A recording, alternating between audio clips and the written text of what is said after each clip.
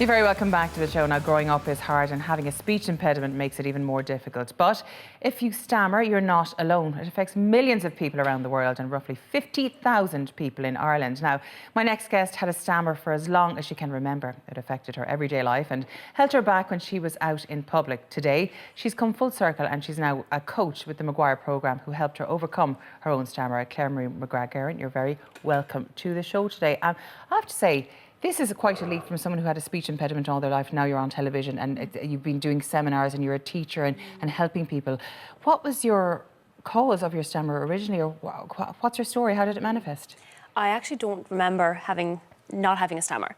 So I've no memory of ever being fluent as such. Yeah. So all of my childhood, all of my experiences are all shaped around having a stutter. And did you talk to your parents about it? I mean, did they say just when you started talking, it was just there? We've never really spoke about my speech, funnily enough, until after I joined the McGuire Programme, or until the months leading up to it, when they realised that it was quite a psychological issue for me. I suppose it was the elephant in the room. They wanted to help me, they wanted to support me, and I was very well protected by my family and friends, but because they knew I would get upset, the once or twice it had been brought up and I would get very upset about it, we just didn't speak about it. It was parked, and it was only really when it was going through the Leaving Cert that I had to come back to them and say, actually, I need a doctor's cert because I need to do my oral exams and I don't want to come across as being... so true, I forgot about that. And it is, and that's a huge fear, that fear of not being perceived as competent and that fear of rejection. And I think that's whether it's academically or professionally or socially, that's huge. It's, you know, my speech, like in a world that's so dominated by the spoken word, having a stammer puts a ceiling on so much of what you can achieve and what you put yourself forward for. How did it affect you as a child with friendships and socialisation, etc.? I was very lucky. I went to very small primary school, so I had very good friends and my family were very protective. But it would very much, I would have said to them, particularly making new friendships, I would have had my little core around me and I would have asked them to introduce me because my name was the most difficult thing for me to say. It's a mouthful.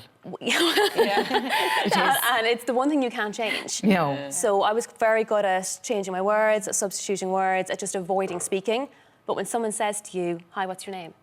And I would block instantly. But my block, I didn't have facial distortion, I didn't have repetition. It was just an absolute block. So I would just turn to my friends. Well, I'd ask them before we'd ever meet anybody new, can you please introduce me? Because I would have no problem turning to somebody afterwards and saying, I have a stammer.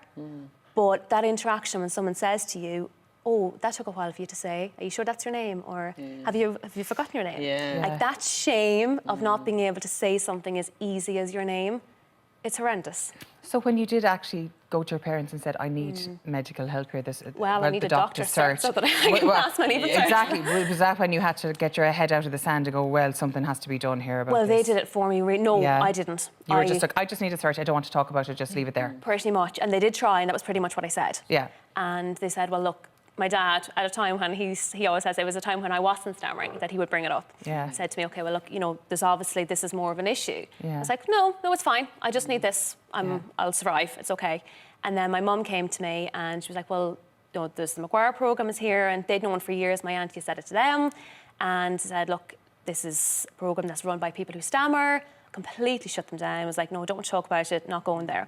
And then coming up to university, she said to me again, my mum's just so soft and kind, and she kind of came to me and said, look, it is going to be a little bit more difficult. Obviously, you're going to university hoping with your friends, but you don't know will you be on your own. So would you have a little look at the McGuire Programme? So I very reluctantly agreed. And the day we got our Leaving Cert results, I think very sorry for myself, got into the car and headed for Galway. And I said to my mum in the car, I went, if there's one fluent speaker in that room, I'm leaving. Because it was just the fear that someone else was going to tell me how I felt when they didn't understand. Yeah. I suppose people can't understand what it's like because I suppose it's only a stammer, it's not that big a deal, but I suppose psychologically it can damage you so much, especially if you've lived with it for years, and it becomes a bigger and bigger deal as time goes on. And avoidance, I'm sure, of situations would be huge. Absolutely. That you'd be well able for without, you know. It does, it shapes your whole life. Like there was so much in life that I wouldn't have done. I would have always said, I can't do that because of my stammer. I didn't answer the phone, I didn't order my own food, didn't apply for teaching. Like every decision I made was formed around, will I have to speak? Can I avoid that? How much, you know, I would have I would have loved, I'm being quite dramatic, or my family would tell me I'm quite dramatic, like I would have loved to have been involved in musicals and all that. Well, maybe not musicals because I can't sing, but like maybe dramas or like cantos or something growing up, but I wouldn't, because the fear of blocking on stage would have just... When you walked in to that very first day, how was it? In the McGuire Programme? Yeah. Well, we were 45 minutes late. Oh, no. So we got stuck in that lovely Lochrie or Lochdarg traffic, so that wasn't lovely. a good start. And the days you start off, they actually give you like a mini interview with cameras to, I suppose it gives them an insight into where your speech is, and while it's horrendous at the time, it gives you something to look back on. And it's now something I really cherish. Well, maybe not cherish, but I look back on it and it drives me forward. I'm not going to be that person again. It motivates me completely, yeah. So I went in and I was petrified. I was asked my name and I blocked. I couldn't say it. So I got up and I ran and I locked myself in a toilet for the next 30 minutes. And it was at that point my mum really knew how much it got to me. Because then when I went back up to the room that night, my dad was like, I have no idea what happened, but I parked the car, came into the room, and you were both gone. And my mum said, or he said that mum said I was in the toilet crying, and she went upstairs. He went upstairs to find her, and she was crying. He was like, I left you for 10 minutes. Like, how can this even happen? So it was very scary, and I probably spent the next 3 days crying every day on the course. And there was 2 guys around the same age as me, and one of them turned to me on the 3rd day and he went, are you still crying?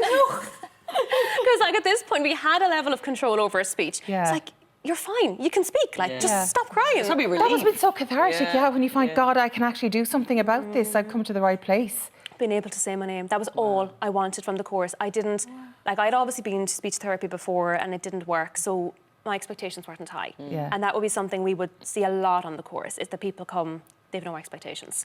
It's going to be another failed attempt at control. So you're there and suddenly you've got more, and you've got these scaffolded experiences that you're achieving, and you're being pushed and you're being pushed, and you always have someone behind you saying, you can do this, you've done this, you can do this. For the first time, like someone is saying to you, you can speak, you have a voice, don't let it control you. So you start achieving things that you didn't think you could, and then you start dreaming about things you just didn't think. How does it work? How does the program work? Is it physical exercises as well as maybe psychological help? Or how did you get to speak your name for the first time without a huge trauma, basically? So the programme comes at stuttering from kind of a multifaceted direction. So we say the easiest way to kind of almost understand stammering is it's a physical response to a psychological problem. So we spend the first day, on the Thursday, we address the physical, where we start to retrain our diaphragm to... We retrain ourselves to speak using our costal diaphragm, which is where people sing from. See here, it's like a stretched piece of like balloon, basically, underneath exactly, your ribs, and it takes in a lot more air than your crural diaphragm, which most fluent speakers would use to speak. So we basically practice all day speaking using a lot more air. And because you're putting that much force behind a few little words, you have a lot more control over those words. So you bring it right back, as if like the first step in learning to walk, we take it right back down to one word and controlling the airflow over one word. And then we progress into Friday, and obviously stammering is rooted in fear. So it's the fear of rejection, the fear of being perceived as incompetent because of your stammer, whether that's socially, professionally, academically. So fear is such a huge central part of it, that on the Friday we start to untangle the emotions and the perceptions that we've built up over the years surrounding stammering. And we start to look at those and see where they've come from and how that's affected us. And then Thursday, then we put it all together, we leave the hotel and we start to create and again scaffold those positive speaking experiences for each other and for the new graduates as well. So, I mean, how long is the actual course itself that you do? So the course itself is 3 days. Just 3 days? 3 days. Absolutely but although wonderful. it's 3 days, then the actual membership is lifetime. Great. So when you're on the course, then on the 3rd day, you're given a coach, and you can ring that coach every day for the first few weeks or months. Sponsor. And they're there forever. And if they stop being involved in the programme, there's a list of coaches that you can ring. How important was it to have people that were going through the same thing as you, though, when you went through that first few days, the first steps of that? Because I suppose up to that, it was like, no one gets it, no one understands what I'm going through. The first day I was there, the stammering was described as an iceberg. And underneath there was like the 10% that you can see. Yeah. And then underneath there was everything else. And all those words were everything that I'd always felt but never spoken. And this was another one of the times I cried. But I just sat there, and there was shame, there was fear, isolation, and all these words were here in front of me, and I couldn't believe that someone else could understand and could put the words into my mouth that I couldn't say. Wow. So it's the biggest part of the programme, and I think that's what anyone who comes through it says. And even family and friends who are there with loved ones on the programme, they would say it's the support. Yeah. It's been able to ring someone afterwards and say, actually, you know what, I had this situation, you know, for like, I suppose teaching now, I would work a lot with the teenagers on the course. So like they would say ring, and they'd say like, oh, I have to read out in class, or I don't want to ask a question in class. So it's been able to say, okay, yeah, I understand that. And I suppose it's also never losing sight of the fear that I had, and been able to say to them, okay, this is okay. We've all been through this experience, and been able to relate to someone on that level, definitely. Yeah, I suppose when I think of I suppose one of the more high-profile cases in recent times was Gareth Gates. Yes. He won, was it? Pop Idol. Pop Idol, yeah. But he could sing beautifully without a problem, and he couldn't speak two words together. And I suppose that's when people realise, oh my God, this is a huge issue for everybody. But he has overcome it now, which is absolutely amazing. Do you ever have a relapse, or does it ever come back in certain stressful situations, or have you the tools now to manage that if it does manifest itself? I mean, I'm on the course a long time. I'm on the course almost 14 years. Oh, well. So yeah, I'm around a while. But I would suppose over the years, yes, I would have had relapses. I would have had moments where I was reminded how quick you can lose it. But I would be very hard on myself in that I never want to go back there. So, and it's only when I looked at my first day video from the programme about 6-7 years afterwards, and it really actually, because I watched over the years and it didn't affect me, but it affected me that time because I no longer associated with that person. But it was this very strong feeling of, I never will. So if I ever do have fear, if I ever like trip up on a word, I'm instantly working on that and putting in the time and effort. But definitely people do relapse. We're on a break now from school. There's people watching that may be going through the fear themselves, going, I have to start college in September. I don't know what I'm going to do. The fear of moving away from home, compounded with everything else, is very real. And they're afraid to make the step like you are. What would you say to them?